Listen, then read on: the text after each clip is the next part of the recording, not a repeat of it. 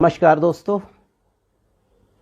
ज्योतिष और ग्रह बाई अमृत में मैं आपका बहुत बहुत स्वागत करता हूं। नवरात्रि की शुभकामनाएं मेरी स्वीकार करें आप सब। दोस्तों, आज मैं एक ऐसे वीडियो को लेकर आया हूं क्योंकि नवरात्रि आने वाला है और नवरात्रि में हम सभी मिलकर माँ दुर्गा की आराधना, माँ दुर्गा की पूजा विभिन्न तरीके से 9 दिन तक 10 दिन तक बड़े धूमधाम से करते हैं।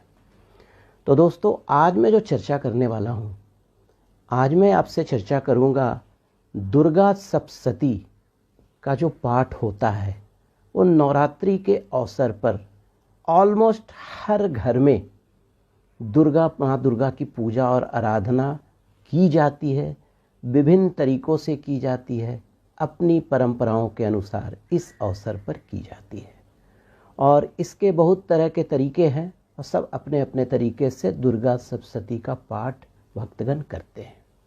तो मैं आज छोटा सा प्रयास किया हूँ कि आप लोग को अवगत कराऊँ कि अगर दुर्गा सप्तशती का पाठ करते हैं तो किस तरह से करें कि भगवान की माता की कृपा इन नवरात्रा में आपको मिले। क्योंकि जैसा आपको पता होगा कि इस दुर्गा सप्तशती में 700 मंत्र हैं, इसीलिए इसे दुर्गा सप्तशती कहा जाता है।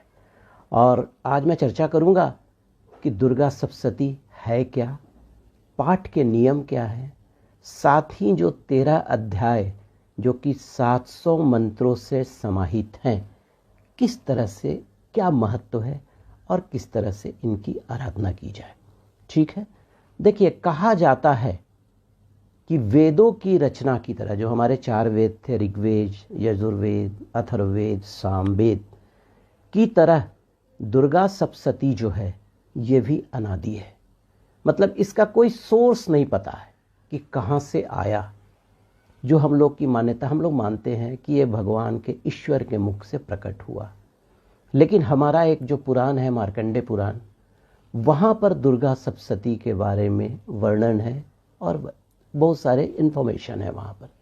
तो आइए आगे बढ़ते हैं। ठीक है, और कहा जाता है कि माँ दुर्गा की आराधना के लिए ये दुर्गा सप्तशती का जो पाठ होता है ये अचूक और फलदायी माना जाता है।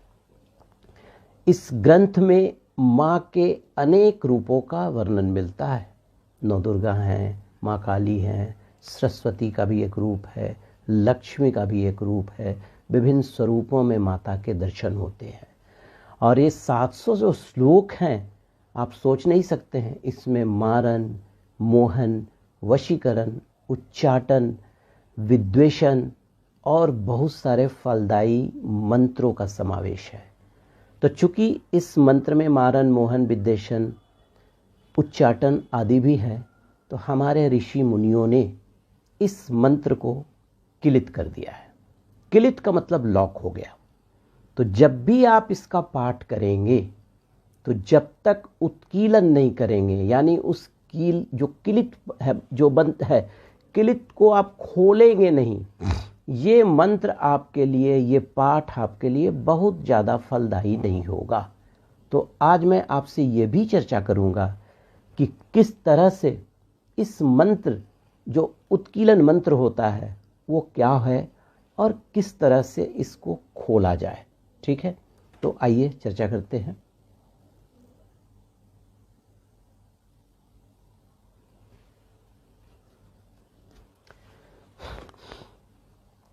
देखिए,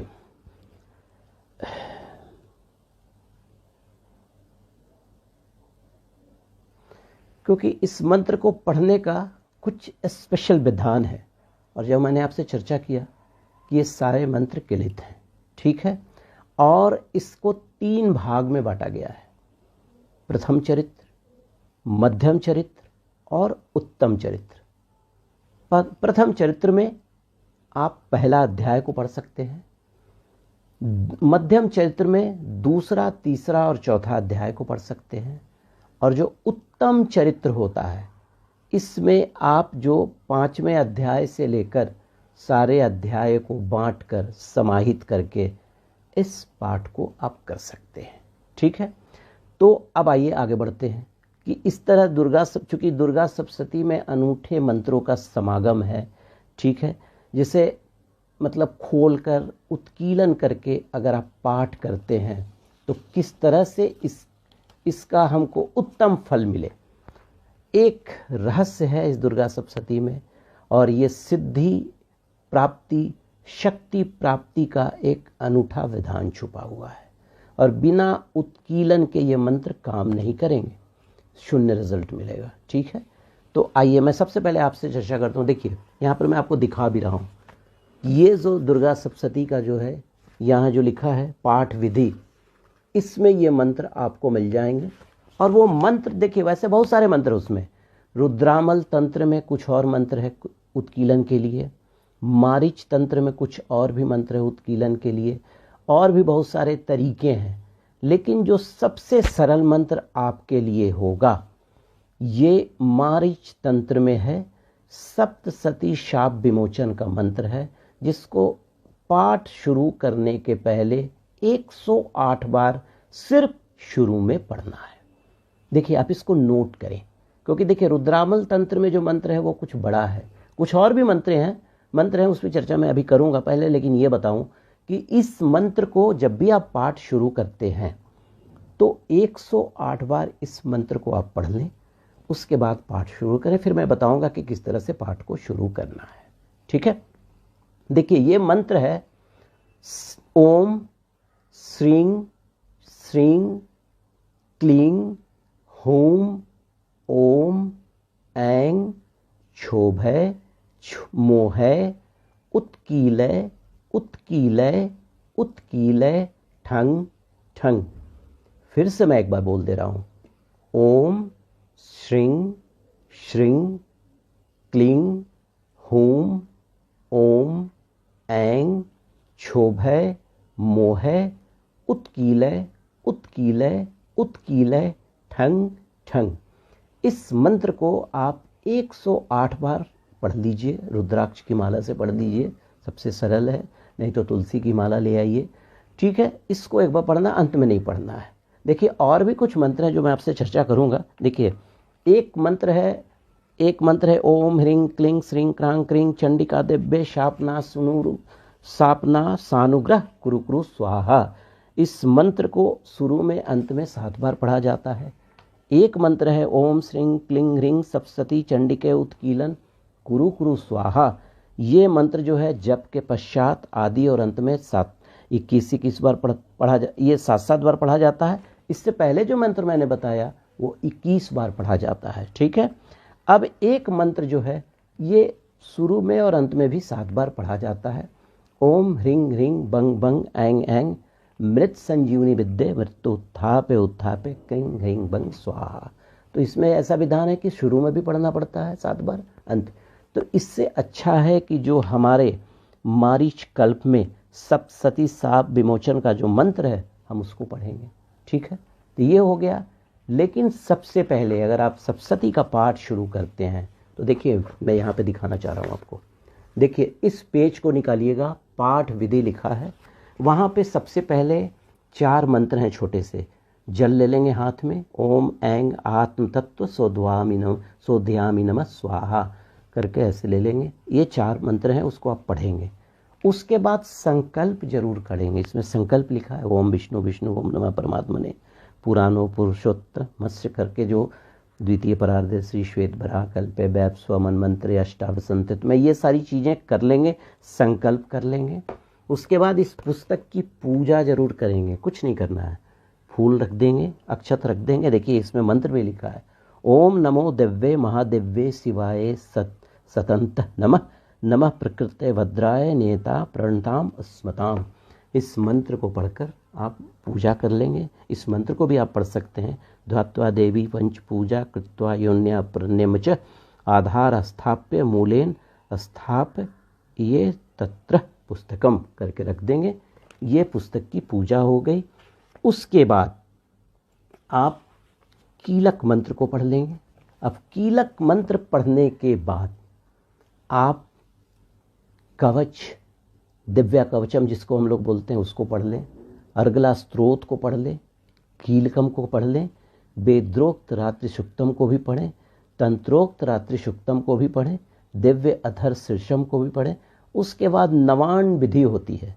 नवान विधि में ऋष्यान दिन्यास है, करन्यास है, हृदय दिन्यास है, ये सारी चीज़ें लिखी हैं। आप अपने से भी पढ़ के इन चीज़ों को कर सकते हैं सिंपल तरीक़ा से। और उसके बाद प्रथम अध्याय से शुरुआत करेंगे, ठीक है। लेकिन जैसा मैंने आपसे कहा कि जो एक दिन में 13 अध्याय नहीं पढ़ सकते हैं, तो वो शुरू में इन चीज़ों को करने के बाद प्रथम चरित्र, मध्यम चरित्र और उत्तम चरित्र के तरीके से इस दुर्गा सप्तशती का पाठ कर लेंगे। लेकिन कुछ हमारे भाई बंधु ऐसे हैं जिनको संस्कृत पढ़ने में थोड़ी सी दिक्कत आती है। तो संस्कृत पढ़ने में दिक्कत आती है तो उसके लिए आप सिंपल 32 अक्षर का जो नाम है उसको पढ़ सकते हैं। और ऐसा भी तो नहीं है कि नहीं पढ़ने आता होगा, सिद्ध कुंज का स्त्रोत का भी पाठ कर सकते हैं। सिद्ध कुंज स्त्रोत में लिखा है ना, न कवचम न अर्गला स्त्रोतम न कीलकम न रहस्यम न सुक्तम ध्यानी न जवाश्रम।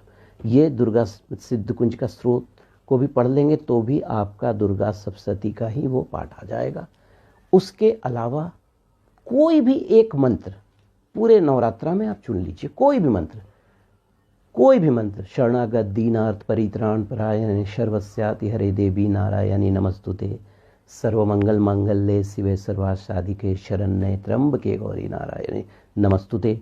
ओम ऐं ह्रीं क्लीं चामुंडाय विच्चै। जो भी आपको लगता है उसका उच्चारण करें। वो भी नहीं कर सकते हैं तो ओम दुर्गाय नमः तो बोल ही सकते हैं, ओम नौ दुर्गाय नमः तो बोल ही सकते हैं। इस तरह से करें।